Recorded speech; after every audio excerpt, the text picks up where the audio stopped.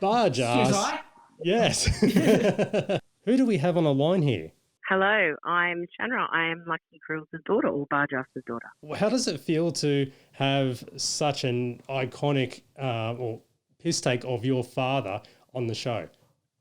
It's pretty amazing. I have to say I'm very proud. Always have been, but yeah, definitely very proud. So it's exciting to see that, you know, he's still going strong despite the fact that he's not around anymore. So yeah, that's pretty cool. And how old were you when Bargearse was out? Were you of the age where you had peers that were coming to you saying, "Look at this! Look what's happened"?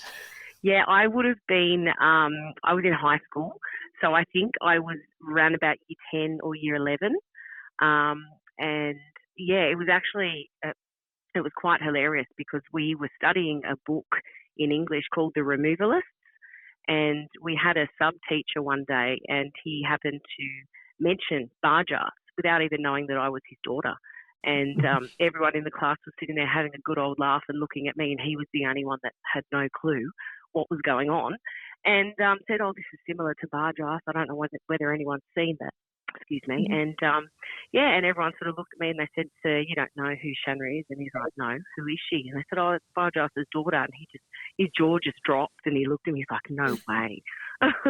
So yeah, it was a really good topic of conversation for that particular lesson. And Shanra, was the revival of Bluey a bit of a surprise to your dad? I guess it was.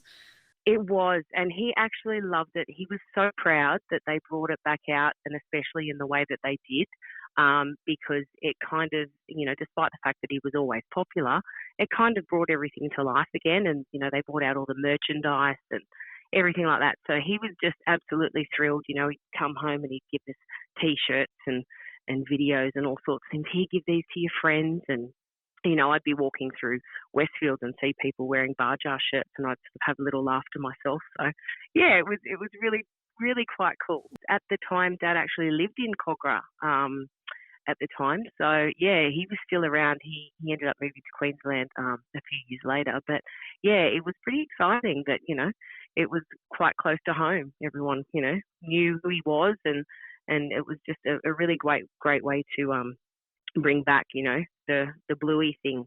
So he was pretty happy about that. Shanra, does your dad ever tell you any stories about the making of Bluey? Yes, he did. Actually, I was very young at the time that Bluey was made. I would have only been a toddler. And he used to tell me all sorts of stories later on, obviously when I was a lot older. My mum actually used to tell me that when Bluey was played during the day and my dad was at work and they'd play episodes of it, Mum would have it on the TV, and in the end she had to turn it off because I'd go up to the TV and I'd touch the TV and I'd be saying, "Dad, Dad, Dad." And, you know, I couldn't understand why he couldn't hear me, and I used to get quite upset. So Mum said, "Okay, we're not playing that anymore."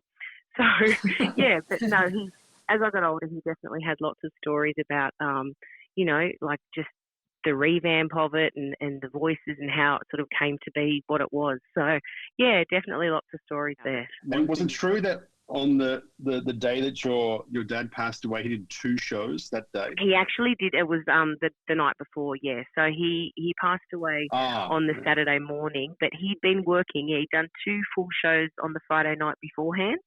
So he never really stopped. He was just, even for his age, he was constantly driving and travelling and just squeezing as much in as he could because he just loved doing it. It was, you know, that was his life. So, yeah, he worked right up until pretty much the day before he passed away.